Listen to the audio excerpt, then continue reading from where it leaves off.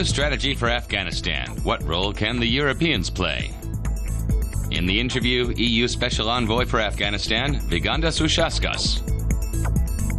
Vygandas Usackas, you have been the EU's special representative in Afghanistan for a number of months now. You've had time to gather your first impressions, and I'd like to begin by asking you whether, from your perspective, in Afghanistan, the glass is half full or half empty? Well, Afghanistan is indeed a very fascinating and challenging place.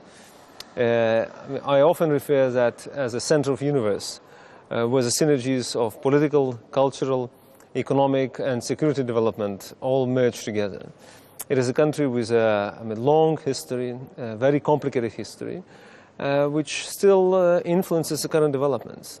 And I think European Union, and especially Germany and other member states of the European Union, are doing a tremendously important job for the sake and benefit of our own national security, as well as for the well-being of the Afghan people. You know very well, in Afghanistan, very many parties are involved in the political process, not just the Afghan people themselves and the Afghan leaders, but also the EU, you've mentioned already. NATO are involved with their ISAF forces. The US have also got their own independent forces in Afghanistan. Who's in the driving seat? Well, we all are part of the team. And that's the beauty of our, in that respect, that the beauty of our engagement is, and presence in Afghanistan, that we all work as a team. Although there is a distinct US role and engagement, a huge overwhelming presence of the United States Army and Development Arm. In Afghanistan, we are at within the theater of operations, and we work as a team with General Petraeus, with Mark Sedwill, civilian representative of NATO, with Stefan de Mistura, UNAMA's special representative, myself as a EU representative, representing, coordinating and leading the implementation of the EU action plan on behalf of all the EU.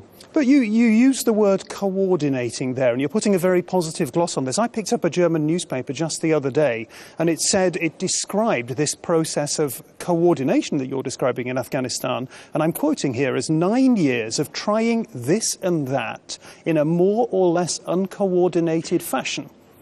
Well, a lot of people see it that way. Well, it may have been the case 9 years or even 7 years ago, but I would assert that since adoption of the EU action plan in Afghanistan, I think we have really defined a comprehensive approach towards security, political and economic needs of the country.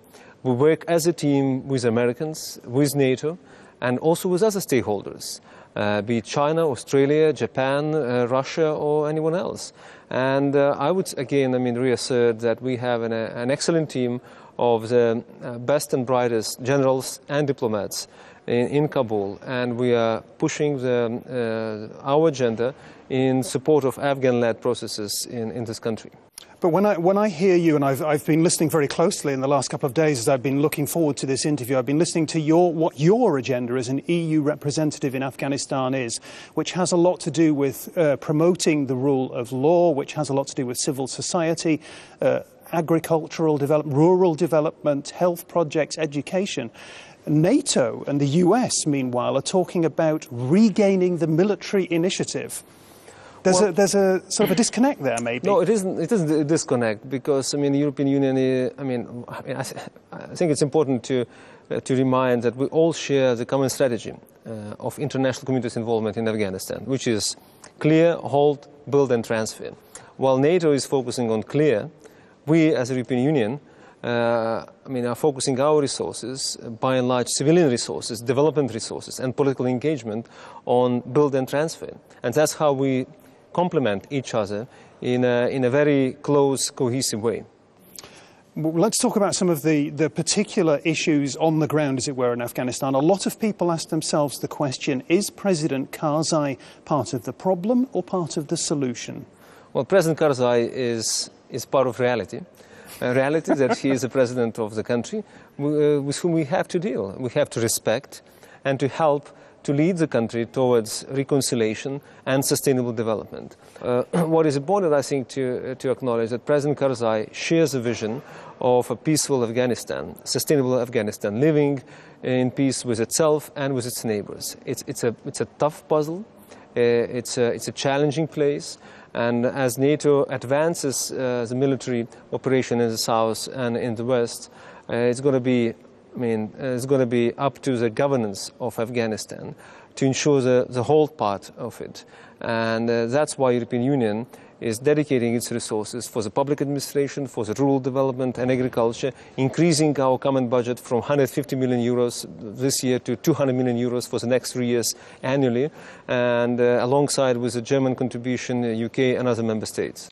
Now, one particular project, of course, that the European Union has been involved in is EUPOL, the initiative to train up using police officers, generally who have European backgrounds, EU backgrounds, to train up local Afghan police officers. There are big question marks about how well that project is going.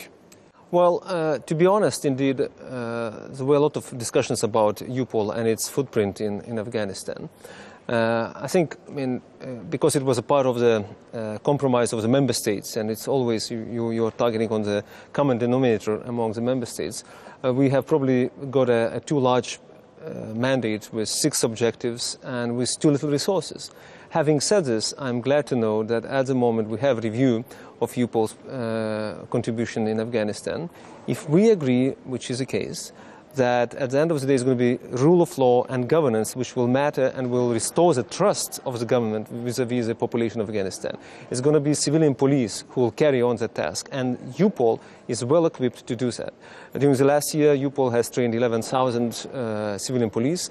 We are launching a new project, building up a staff college in Kabul and Bamyan training center for both male and female, and that will be a very significant contribution for the future of civilian police in Afghanistan, which is supported by the Afghans and by the NATO mission training as well.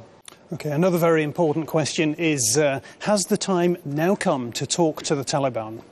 Well, we have expressed our support for the Afghan-led peace and reconciliation talks. We've seen the data which just came out, I believe, yesterday, showing that 83% of Afghan population support reconciliation and talks with Taliban. And it's going to be the Afghan-led process. At the same time, I think it's important to acknowledge and to know that it should be a process, not a just one-day break deal, which would include a broader part of the society, the female community, the youth, different parts of Afghanistan, and that is what the new High Peace Council is all about. One question I must ask you, the watchword on the debate around Afghanistan now is transition. NATO is beginning to talk about 2014 as the transition deadline. Are you in accordance with that? Is that a good date? Is that useful? I think it's a date which is realistic. But again, I think our involvement, engagement and contribution for our own national interests, so as to see that Afghanistan will never come back to the status of safe haven for the international terrorists. Our approach should be, of course, driven not by the calendar but by the developments on the ground. However, 2014 is a realistic date when we can review and see the military footprint to be significantly reduced, giving the leadership to the Afghan National Army and police, while at the same time I think we'll have to demonstrate staying power and continue our political engagement not only in Afghanistan but also with the neighbors, to provide a new paradigm based on cooperation rather than the rivalry.